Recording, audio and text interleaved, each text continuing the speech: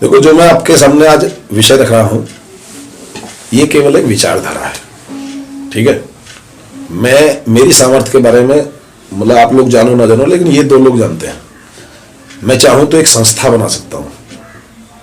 ठीक है, उस संस्था की शाखाएं तैयार कर सकता हूं और उसका पूरे इंडिया में क्या पूरे वर्ल्ड में उसका विस्तार कर सकता हूं। कोई उसमें बड़ा काम नहीं है।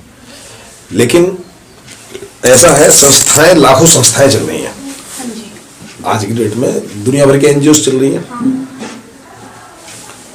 तो अगर एनजीओ से इस देश का भला हुआ होता, जितनी भी एनजीओ हैं, अगर मतलब भला होने वाला होता, देखो मैं आपको एक चिंतन दे रहा हूं, आप इस पर विचार कीजिएगा कि अगर एनजीओ से भला होने वाला होता या किसी संस्था से इस प्रकार से अगर भला होने वाला होता तो देश तो सुधर चुका होता। मेरी नॉलेज में मैं जब अपनी बात शुरू करूंगा तो शुरू कर रहा हूं तो मैं उसमें सबसे पहले आपको ये बताऊंगा कि देखो, मैं इसमें बीच में ईश्वर को नहीं लाऊंगा। मतलब हिंदू, मुस्लिम, सिख, ईसाई, जाति, धर्म या ईश्वर की बातें हम नहीं करेंगे। हम बात करेंगे, मेरी नजर में 3 चीजें हैं: नागरिक, समाज और सरकार। जो व्यवस्था है, नागरिक, समाज और सरकार में से 3 इस तरह मैं बांटता हूं। नागरिक को मैं पूर्णतः सही मानता हूं। मतलब व्यक्तिगत स्तर पे इतना जिम्मेदार है कोई भी व्यक्ति कि आपने देखा होगा, एक तो हमारी वे है मतलब पुरानी ट्रेनें हैं भारत में जो ट्रेन दौड़ रही हैं, उन ट्रेनों में जब आप सफर करेंगे तो आप देखेंगे जगह जगह लोग कहीं पीक मार रहे हैं, कहीं मूंगफली के छिलके पड़े हैं, दुनिया भर की गंदगी है। ठीक है, और वही जो यात्री हैं जो उन ट्रेनों में सफर करते हैं, वही यात्री मेट्रो ट्रेन में सफर करते हैं। वहां ना आपको कोई पीक मिलेगी, ना मूंगफली के छिलके मिलेंगे, ना कागज के टुकड़े मिलेंगे, ना कोई गंदगी मिलेगी। तो उसका क्या कारण है? क्योंकि उसे मालूम है कि यहाँ तेरी व्यक्तिगत जेब कट जाएगी। अगर तू यहाँ गंदगी करेगा, पीक मारेगा, 200 रुपए का जुर्माना हो जाएगा। गंदगी फैलाने पे 500 रुपए का जुर्माना है। बदतमीजी करने पर तरह के जुर्माने के प्रावधान है। तो पता है यहाँ जुर्माना भरना पड़ जाएगा। तो व्यक्ति इतना चालाक, इतना होशियार, इतना समझदार है कि वो व्यक्तिगत स्तर पर पूरी तरीके से ठीक है, अपने हितों की पूरी तरीके से रक्षा कर लेता है। तो मुझे नागरिक की कोई चिंता नहीं करनी है। तो मैं इसलिए मैं आपको पहले ही बता देना चाहता हूं कि मैं व्यक्तिगत आपका कोई हित लेकर नहीं आया। ठीक है, और जैसे मैंने अपने परिचय में आपको बताया था कि समाजविद और सामाजिक प्रशिक्षक, तो मैं समाज की ही बात करूंगा। अब बात आती है सरकार की।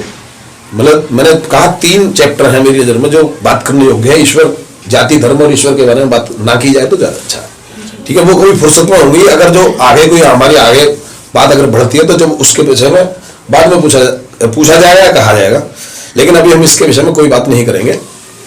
तो व्यक्ति के बारे में बता दिया, व्यक्ति बहुत होशियार है। व्यक्ति यहां तक होशियार मैंने देखे हैं कि उन्होंने सारे सरकारी तंत्र से, मतलब सारी व्यवस्था जैसी सरकार की व्यवस्था है बिल्कुल सेम वैसी ही व्यवस्था सरकारी तंत्र से सीखा, और सीखने के बाद में अपनी पूरी व्यवस्था वैसी बनाई।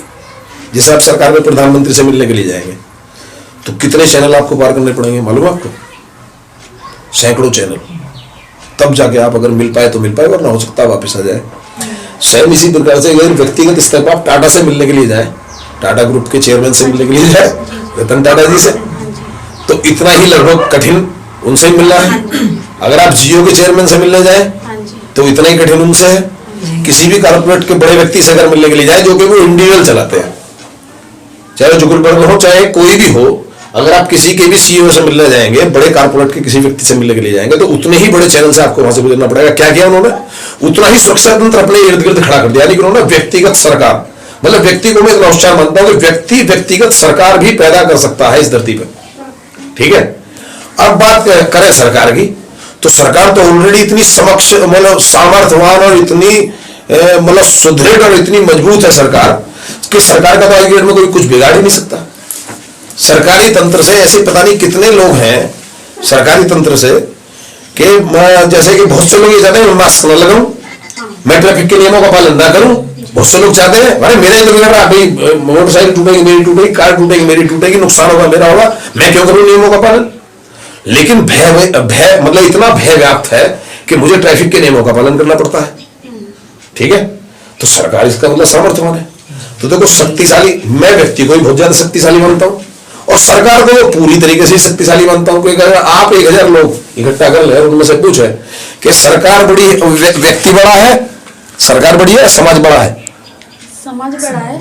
क्योंकि समाज ने ही सरकार को बनाया। हाँ, यही तो बात है, लोकतंत्र है, समाज बड़ा है। लेकिन अच्छा चलो, मैं इसमें प्रश्न को दोबारा से घुमा के पूछता हूं कि समाज व्यक्ति ज्यादा शक्तिशाली है या समाज ज्यादा शक्तिशाली है या सरकार ज्यादा शक्तिशाली है? यहाँ सरकार शक्तिशाली है। ये बात आपने सही कही है, लोकतंत्र है तो लोकतंत्र। अब जब एक बार बताओ, सरकार को बनाया समाज ने है, लोकतंत्र कहने के लिए भी लोकतंत्र है, तो बड़ा तो समाज ही होना चाहिए।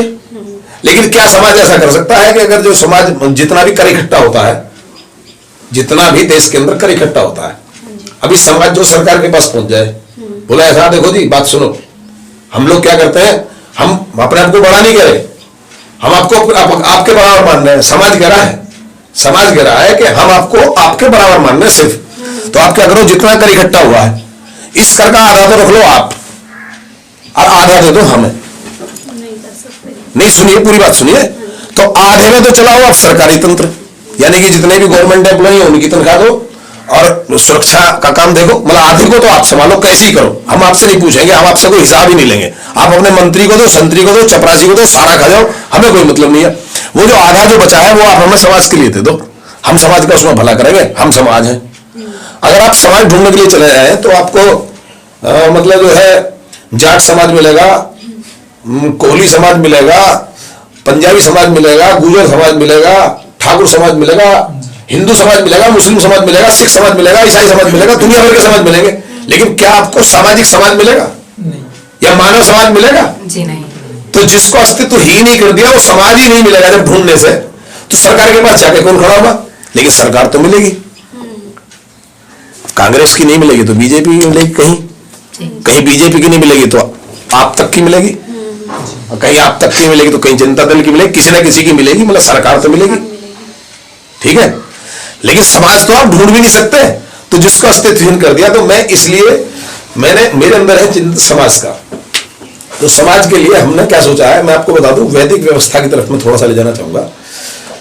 वैदिक व्यवस्था ये कहती है कि पूरे इस जगत के अंदर समाज और सरकार दोनों आपस में मिलकर बराबर के होते हैं, मतलब उसमें बड़ा नहीं बताया गया है। वैसे लोकतंत्र में लोग ही बड़ा होता है, लोकतंत्र में लोग ही बड़ा होता है, क्योंकि लोग सरकार को चुनता है। तो पहले क्या था, राजा और प्रजा, तो उसमें 4 काम तो होते थे राजा के और 4 काम होते थे प्रजा के। तो मैं उस वैदिक व्यवस्था की तरफ ले जा रहा हूं जहां हमारा देश वाकई में सोने की चिड़िया और संपन्न देश था। तो उसमें 4 काम कौन से थे समाज के काम थे, रोटी कपड़ा मकान और स्वरोजगार। नौकरी की तो हमारे बात ही नहीं होती थी, स्वरोजगार, रोटी कपड़ा मकान और स्वरोजगार, ये 4 व्यवस्था तो करनी होती है समाज को। न्याय शिक्षा स्वास्थ्य और सुरक्षा, मतलब पूरे मतलब किसी भी आफत से सुरक्षा सरकार का काम है, राजा का काम है। न्याय, अगर कोई आफत आ जाएगी, न्याय हम पर नहीं हो पाया, पहले तो बात तो गांव में व्यवस्था होती थी। तो पहले जो ये 4 चीजें थी, रोटी कपड़ा और मकान और स्वरोजगार, इसके साथ साथ जो राजा की 4 व्यवस्था थी, इन 4 व्यवस्था में न्याय स्वास्थ्य मतलब अस्पताल, न्याय से मतलब न्यायालय, और फिर जो है ये आपके हो गए अस्पताल हो गए, फिर शिक्षा यानी कि स्कूल हो गए, गुरुकुल हो गए, स्कूल हो गए, और एक जो है सुरक्षा तंत्र यानी कि फौजें, वो राजा की हो गई। अब इसमें क्या था कि जो 4 चीजें थी, रोटी कपड़ा मकान और स्वरोजगार, इसमें राजा का कोई हस्तक्षेप नहीं होता था, जो वैदिक व्यवस्था कहती है। इसमें वो कोई बदतमीजी नहीं कर सकता था, बल्कि समाज यानी कि लोग कब बड़ा था, लोकतंत्र जब बड़ा था, लोग उल्टा राजा पे कमांड कसता था। अगर सुरक्षा में वो कोई कोताही बरत रहा है तो उसमें जाके पिन लगा सकते थे, बोले कि ये तो ऐसा बदतमीजी क्यों कर रहा तू, मतलब अपने ऐशोआराम में है, देश की सुरक्षा पे बात आ रही है। तो पहले देश भी नहीं थे, 584 वो विरासतें थी, मतलब वो जगह जगह, मतलब तो राजाओं को, राजा प्रजा के अंदर काम करता था। बल्कि ऐसे भी इतिहास में ऐसे भी मतलब साक्ष्य है कि राजा को प्रजा ने एक मत होकर राजा को अपना राजमहल भी खाली करके दूसरा राजमहल दे दिया गया। और एक जो है मतलब कोई घटना है, कोई पहले जो भी मतलब वो था मतलब मसला, किसी लड़की को उसका राजमहल देना पड़ गया था, मतलब वो अपने तरीके से जैसे भी कुछ उस समय का सिस्टम रहा होगा, उसकी गहराई में नहीं जाते। लेकिन उन 4 व्यवस्थाओं में यानी कि स्वास्थ्य शिक्षा न्याय और सुरक्षा में उसका तो समाज का तो हस्तक्षेप था, लेकिन राजा का हस्तक्षेप इन चारों में कुछ नहीं था, रोटी कपड़ा मकान और स्वरोजगार।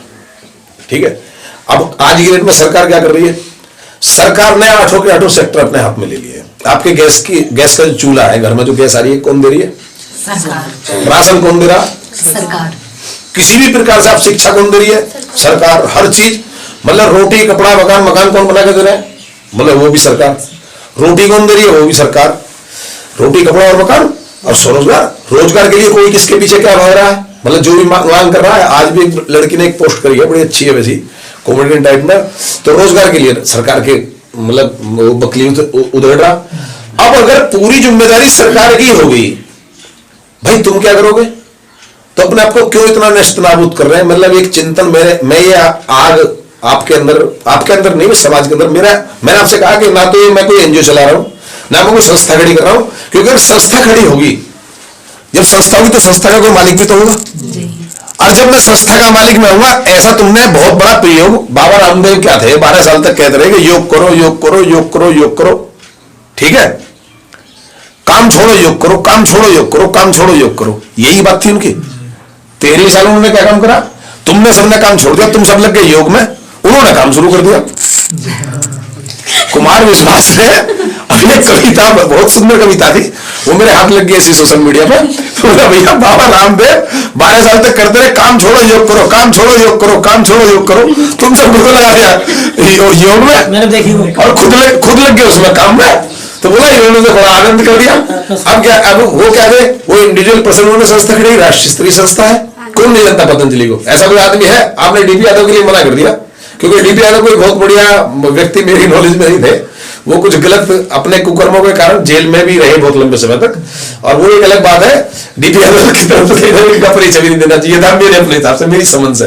भाई इनके तो बहुत पहचान, बीजेपी के बड़े बड़े उच्चाधिकारियों में इनकी अपनी पहचान है। इनका एक, मैंने कहा ना, राजनीतिक पृष्ठभूमि है, बहुत ही प्रेमी टाइप के आदमी है।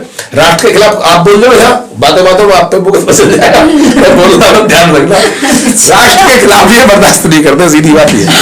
ठीक है, तो इनका तो अपने आप में यही बहुत अच्छा परिचय है। राजीव क्या मतलब उसे ओबीसी को जेल करवाना, उससे वो खत्म करा देना, वो उसकी सदस्यता सदन में से बाहर निकाल खड़ा कर देना, कोई बड़ी बात। और महबूबा मुफ्ती देखो आने वाली बुलेंस है, बाकी हम सब लोग चलेंगे मुख्यमंत्री, तो ऐसा ना। तो डीपी यादव तो कुछ भी नहीं है, तो बेकार है मेरी नजर में, तो जरा सा आदमी है, कुछ भी नहीं, खत्म आदमी है। हाँ पैसा है उस पर, आधा दौलत है, वो शराब का बहुत बढ़िया उस समय का माफिया रहा होगा। आप लोगों के टाइम की बात ही नहीं है, जब तो आप बहुत छोटे रहे होंगे उस समय पर, लेकिन हमारी उम्र का कोई व्यक्ति होगा तो वो डीपी यादव को जरूर जानता होगा। तो मेरा चिंतन आप समझ गए। अब ये टीस कहां से खत्म हो, मतलब बात ये है कि सरकार ने हमारे जो 4 पहलू थे, मतलब 4 फैक्टर जो हमारे थे समाज के थे, उसमें सरकार तो घुस गई, लेकिन समाज जो है सरकार में नहीं घुस पाया, और आहिस्ता आहिस्ता सरकार ही सर्वोपरि सरकार हो गई। तो देखो ऐसा है, सरकार बहुत ज्यादा शक्तिशाली है, तो सरकार के खिलाफ तो बोलेंगे नहीं। एक व्यक्ति ने आज से करीबन 20 साल पहले गाजियाबाद के इर्द गिर्द बहुत सारे होर्डिंग लगाए। उसने कहा कि अगर 2 सुधरे तो सब सुधरे, खाकी और खादी। देखो क्या कह रहा हूं, 2 सुधरे तो जग सुधरे, खाकी और खादी। तो वो लिखता था कि मतलब 2 सुधरे तो जग सुधरे, 2 सुधरे तो सब सुधरे, 2 सुधरे तो हम सुधरे, खाकी और खादी। मतलब इस तरीके से वो खाकी और खादी, खाकी और खादी। अब मैं उसे जब पढ़ता था तो मैं सोचा कितना मूर्ख आदमी है, इतने शक्तिशाली आदमी से कह रहा भाई खाकी भी शक्तिशाली और खादी भी शक्तिशाली। अब इन शक्तिशालियों को तुम कैसे सुधार सकते हो? तुम कुछ हो नहीं, हम तो नथिंग आदमी है, समाज का एक आम आदमी हूं मैं, आप लोग भी आम है, तो हम आम आदमी कैसे खास आदमी को सुधार सकते हैं? तो वो गलत करा मेरी नजर में। उस आदमी से मेरी मुलाकात छत्तीसगढ़ में एक दिन हुई, मतलब मुझे नहीं पता था कि ये इसका वक्तव्य है। मैं इत्तेफाक से उसे अंबिकापुर में छत्तीसगढ़ में हवाई भारत भ्रमण पर निकले हुए थे, तो उसने अपना परिचय दे बोला लोक, नीचे लिखता था लोक शक्ति, बस खाली, आगे का कोई पता ना, टेलीफोन नंबर और लोक शक्ति। तो मैंने कहा भाई लोक शक्ति, तो बोला जी आपने सुना होगा, आप अगर दिल्ली से हैं तो मतलब जैसे दूर चले जाते हैं तो फिर हमें ये नहीं बताना होता कि भाई हम हापुड़ से हैं, हम माधपुर से हैं, तो हमें वो ये बताना पड़ता है दिल्ली से सीधा। तो जैसे हमने अपना परिचय दिया दिल्ली, अरे बोला दिल्ली में तो मेरे बहुत होर्डिंग लगे थे, मेरा बहुत नाम वहां से, मुझे बहुत मतलब ये बोला मैं ये डायलॉग मेरा था, दो सुधरे तो सब सुधरे, खा के और खाती। मैंने की तो इसका मतलब तुम ही थे महामूर्ख, मन की तुमने तुम्हें बहुत सताया, बहुत दिन तक सताया। मैंने क्या हम तो सोचते थे, मैंने भाई कैसा आदमी है, मैंने मतलब शक्तिशाली। मैंने क्या बदला दिया आपने, जितना प्रचार में बहुत तगड़ा होर्डिंग वोर्डिंग में बहुत पैसा खर्च किया था उसने, मैंने इतना पैसा खर्च करने के बाद में आपको मिला गया? बोले कुछ नहीं मिला। तो फिर उनका मतलब देखा गया तो उन्होंने एक सामाजिक वो लिखा था, सामाजिक संविधान। मतलब वो घर मतलब उनमें कुछ टीस तो थी, लेकिन वो सब था वैसे कि लड़के मतलब संघर्ष से विजय प्राप्त करने की उनकी धारणा थी। और मैं नहीं मानता कि संघर्ष से विजय प्राप्त की जा सकती है, मैं ऐसा मानता हूं कि प्रेम से ही विजय प्राप्त की जा सकती है। अब देखो, ऐसा मैंने तुम्हें भतेरा डरा लिया, भतेरा समझा दिया, इस बात को हम यहीं खत्म कर देते हैं। ये थी समस्या। जो समाज की दुर्दशा है उसका मुख्य कारण ये है कि सरकार के हस्तक्षेप समाज के अंदर घुस चुके हैं बहुत अच्छे तरीके से, और समाज को अस्तित्वहीन बना दिया गया। समाज मतलब मानव समाज आप ढूंढ नहीं सकते। हाँ जी, मानवता ठीक है, ढूंढने से नहीं मिलेगा, सब अलग अलग। हाँ हाँ, मैं अब आ रहा हूँ पॉइंट टू पॉइंट, मतलब उसी पे आ रहा हूँ। अब समाधान पे मैं आ रहा हूँ। समाधान ये है, मेरी तरफ से जो समाधान का प्रस्तुतिकरण है वो ये है कि यदि हम लिखित में कोई भी संस्था रजिस्टर्ड करते हैं तो वो किसी न किसी व्यक्ति की हो जाएगी। हाँ जी, ठीक है। अब जब व्यक्ति की हो जाएगी तो वो व्यक्ति तो खरीद लिया जाएगा। बहुत बड़े बड़े कारपोरेट के बड़े बड़े बिरला बैठे हैं कि उसे श्याम दाम दंड भेद किसी न किसी नीति से खरीद लेंगे। ठीक है। तो हमें केवल और केवल कोई संस्था खड़ी नहीं करनी है, हमें केवल एक विचारधारा पैदा करनी है। हमें अपने 4 काम मजबूत करने हैं, रोटी कपड़ा मकान और स्वरोजगार। इन 4 कामों को हमें मजबूती की तरफ ले जाना है। ये जिम्मेदारी हमें, अपनी जिम्मेदारी, सरकार की जिम्मेदारी हो। भाई सरकार तो 4 की जगह 8 जिम्मेदारी निभा रही है। बताओ अंतरराष्ट्रीय स्तर की सुरक्षा हमारी ठीक है नहीं है? ईमानदारी से बताना। नहीं ठीक है, बढ़िया है। तो सुरक्षा का काम पूरा हो गया। अस्पताल सुविधा नहीं दे रहे हैं वो अलग बात है, लेकिन अस्पतालों में सुविधाएं दी जा रही है सरकार की तरफ से। भाई लेने का काम तो हमारा है ना। ठीक है। शिक्षा सरकार दे रही है नहीं दे रही है? तो स्वास्थ्य, शिक्षा, न्याय और सुरक्षा, 4 काम सरकार पूरे अच्छे तरीके से कर रही नहीं कर रही है? अब वो मान लिया हम नहीं ले पा रहे हैं तो हम इतने कमजोर पड़ गए कि बीच के बिचौलियों से खा रहे हैं। ठीक है। अब वो बीच के बिचौलियों पर नकेल कैसे डले? बीच के बिचौलियों पर नकेल कैसे डले? क्या हम बीजेपी को बदल के कांग्रेस लाए और कांग्रेस को बदल के फिर बीजेपी लाए और उसे बदल के फिर कोई नई पार्टी लेकर आए? इनसे समाधान निकलने वाला है? भैया इनसे नहीं समाधान निकलेगा। जो है पार्टी बिल्कुल ठीक है, बीजेपी है तो बीजेपी ही रहने दो। अब जब हम बीजेपी के खिलाफ नहीं जा रहे, बीजेपी को हम खत्म नहीं कर रहे, बीजेपी को हम जब नहीं मिटा रहे तो सरकार तो हमें मारे पीटेगी नहीं। पहली बात तो यह कि हमारा कोई किसी से विद्रोह तो खड़ा नहीं हुआ। तो सरकार का तो हम काम करेंगे और आसान करेंगे बढ़िया तरीके से। हम एक बनाते हैं समाज व्यवस्था तंत्र, मैंने उसको नाम दिया है समाज व्यवस्था तंत्र। और इसमें हम अपनी जिम्मेदारी को उठाते हैं। जो 4 जिम्मेदारी वैदिक थी वो चारों की चारों जिम्मेदारी ये है कि रोटी कपड़ा मकान और स्वरोजगार। ठीक है। इसमें हम मदद करते हैं। तो मेरे पास में जो समाज की जो आंतरिक व्यवस्था में जो समस्याएं हैं वो 40 मैंने लिस्टेड कर रखे हैं। 40 पॉइंट ऐसे हैं जिन पे हम लोग बड़े आसानी से, जैसे कि आज की डेट में कुछ एनजीओ काम कर रही हैं। आपको पता होगा कि विकलांग का फोटो दिखाएंगे, सोशल मीडिया पर आएगा, उसकी मां को पीछे से रोता हुआ दिखाएंगे, उसका बाप रोता हुआ दिखाएंगे, उसकी बुरी हालत दिखाएंगे, फिर उसमें फंडिंग कराते हैं। ठीक है। वो कौन लूट रहा है? आपको क्या लगता है वो उस तक जा रहा है जो विकलांग बार बार दिखाया जा रहा है? वो ऐड बनाया गया है, उस ऐड के माध्यम से आपको इमोशनल ब्लैकमेल किया जा रहा है, गाय के नाम पर ब्लैकमेल किया जा रहा है, गरीब लड़कियों की शादी के नाम पर ब्लैकमेल किया जा रहा है। तो जो 40 काम मैंने जो मतलब जिन 40 पॉइंटों से लोग हमें लूट रहे हैं, उन 40 के 40 पॉइंटों को सबसे पहले हम अपने अंडर में करते हैं। समाज व्यवस्था तंत्र का गठन करते हैं और हम उसमें अंडर में करते हैं वो 40 के 40 पॉइंट। कैसे? एक बार बताओ। जब करेंगे मतलब वो तो जो डेली जैसे पोस्ट डालते हैं, ठीक है, वो तो पोस्ट डालेंगे ही। बिल्कुल हमें पता है कि ये हमें लूट रहे हैं। हाँ। और कोई मतलब ये इतना समझ नहीं पाता, अपना माइंड का यूज नहीं कर पाता। हाँ। वो जो है वो तो उसके ब्लैकमेलिंग में आ जाएगा ना। जैसे कि मैंने पोस्ट किया, आप जानते हैं। नहीं, आप थोड़ा सा गलत ट्रैक पर चले गए। मतलब मैं तो रिक्वेस्ट ही करूंगा अभी, मतलब आपके अगर प्रश्न उठाएंगे तो मैं अपनी बात को अपने समय में खत्म करना चाह रहा था ताकि आगे बात बनी रहे। मेरी बात को खत्म होने दो, फिर मैं तुम्हारे प्रश्नों का सबका जवाब दे दूंगा। हो सकता है कि तुम्हारे प्रश्न उठने से पहले तुम्हें जवाब ऑटोमेटिक मिल जाए। ऐसा है, मैं तीन कैटेगरी समाज में 3 कैटेगरी के लोगों को मानता हूं। एक है राष्ट्र शिल्पी, एक है मनमोजी। मतलब एक तो ऐसी व्यक्ति के हैं जो राष्ट्र के लिए जान न्यौछावर करने के लिए तैयार है, और एक को मानता हूं मनमोजी। उनका वो जो उनके पास मनोतंत्र है वो 1 मिनट में किसी भी इस बात को सही को गलत सिद्ध कर देते हैं, गलत को सही सिद्ध कर देते हैं, उनका जैसा मन करेगा। वो है मनमोजी। और एक है नाटकखोर। वो बेचारे हर तरीके से, नाटकखोर का मतलब ये है मेरे हिसाब से कि वो हर प्रकार का नाटक करने के लिए तैयार है। वो ये दुनिया एक रंगमंच है और हम सब नाटकखोर हैं इस धरती पर। वो एक पार्ट प्ले करने के लिए हर समय तैयार है। उन्हें अगर आप राष्ट्रभक्त बनाना चाहो, राष्ट्रभक्त बनने के लिए तैयार है। अगर उन्हें तुम जैसे उनके साथ में इतना बुरा भी करते हैं कि उन्हें देशद्रोही भी बना दिया जाता है, राष्ट्रद्रोही भी बना दिया जाता है। उन्हें जिस रो में बहाना चाहो तो उनका बच्चों जैसा मन है। तो वो एक अच्छा नाटक, मतलब जैसे भी है भाई, जैसा कहोगे। तो सबसे पहली बात है कि सबसे पहले हम एक समाज व्यवस्था तंत्र अलिखित, मतलब वो किसी से रजिस्टर नहीं कराना। अगर हमें सरकार से रजिस्टर्ड करा लिया तो हम सरकार से छोटे हो गए बड़े हो गए, पहले तो ये देखो, ये एक विचारधारा के रूप में सिर्फ फैलाना है, इसको कोई रजिस्टर्ड नहीं कराना।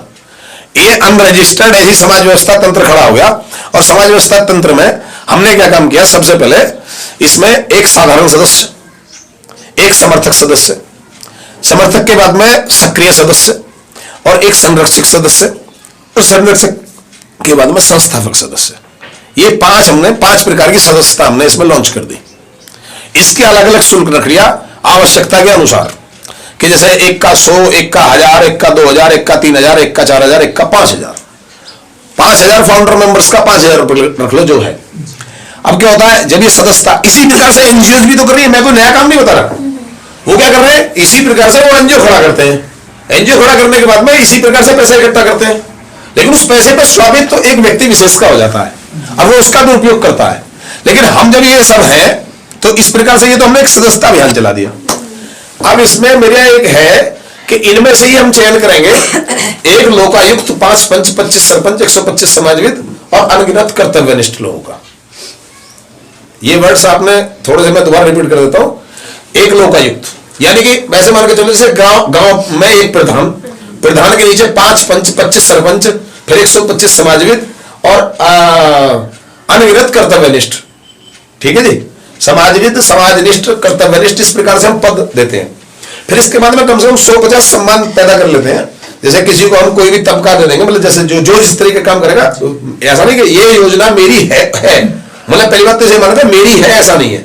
मैंने 2 बार भारत भ्रमण किया है, तो इनमें जो कितने लोगों के विचार संग्रहित है, मतलब जो जगह जगह से विचार आए उठ के, तो उन सबका निचोड़ मैंने बनाया है।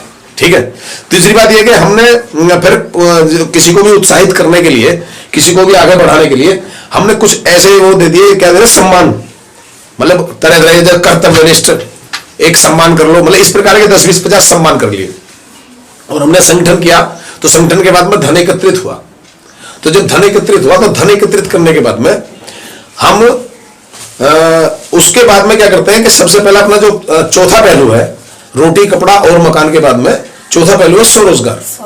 तो उन स्वरोजगार वालों को पैदा करते हैं, उन लोगों की तरफ बढ़ते हैं कि जो स्वरोजगार करना चाहते हैं। तो अब जैसे स्वरोजगार करने वाले लोग जब हमारे बीच में पैदा होंगे तो वो कमाएंगे।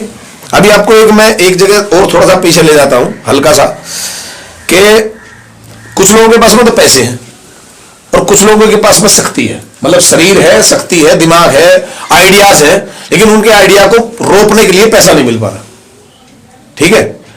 और वो क्या कर रहे हैं, अपने आइडिया को किसी के साथ भी शेयर करके और अपने आइडिया को भी कुछ दिन में छिनवा के आ रहे हैं और फिर उससे बाहर भी हो जा रहे हैं, मतलब लूट के आ रहे हैं एक तरीके से। आइडिया छिन गया उनका, और आइडिया छिनने के बाद में तो हम क्या करेंगे, हम कहेंगे कि हमें तो मतलब वो असली आइडिया हमें दिया, मतलब समाज के सामने आइडिया रखा और समाज ने उसे फाइनेंस कर दिया। तो जो इसकी आय होगी, आय में 50-50% की भागीदारी समाज की, मतलब समाज व्यवस्था तंत्र को वो फंड देगा और हम जो तुझे फंडिंग करा वाला सपोर्ट हम दे रहे हैं, लेकिन साथ में सामाजिक सपोर्ट भी दे रहे हैं। तो हम ग्राम स्तर पे, वार्ड स्तर पे, ग्राम स्तर पे, नगर स्तर पे, जिला स्तर पे, राष्ट्र स्तर पे एक इस प्रकार की कमेटियों का गठन कर सकते हैं, जिसके अंदर एक लोकायुक्त, 5 पंच, 25 सरपंच, 125 समाजविद और अनगिनत कर्तव्यनिष्ठ लोगों का एक संगठन बनेगा। सबसे पहला स्टेप ये उठा है सामाजिक स्तर पे। तो सबसे पहले तो जिस समाज की बात करता हूं, जो समाज मर चुका है, कहीं ढूंढने से मिल ही नहीं रहा, तो सबसे पहले तो यह है कि गांव के बाहर एक बोर्ड लगे, जो इसमें सदस्यता अभियान से जो पैसा इकट्ठा हो, उसमें सबसे पहले कि यह गांव समाज व्यवस्था तंत्र द्वारा संचालित, मतलब इन मानकों पे, मतलब एक अच्छा सा स्लोगन तैयार कर लेंगे बढ़िया सा, वो गांव के बाहर एक बोर्ड लगे। फिर उसके बाद में सबसे पहला जो फंड इकट्ठा हो, हम गांव में ही, ना तो हम किसी ये सारा प्रोग्राम चला बिना किसी भीख दया दानी अनुदान के चलना चाहिए। ना तो हम सरकार से कोई भीख मांगेंगे, ना किसी व्यक्ति से भीख मांगेंगे, सदस्यता अभियान के तहत वो अपनी निष्ठा को बनाने के लिए, अपने वजूद को बनाने के लिए। अब बात ये आती है कि कोई हमें क्यों देगा, उसका भी मुझ पर जवाब है। उसका जवाब यह है कि अगर जो सपोज करो किसी ने सदस्यता अभियान के तहत कोई एक अमाउंट उसने दिया, कोई सी भी सदस्यता स्वीकार करेगी, ठीक है, सबसे कम जो सदस्यता होगी वो 100 रुपए की होगी।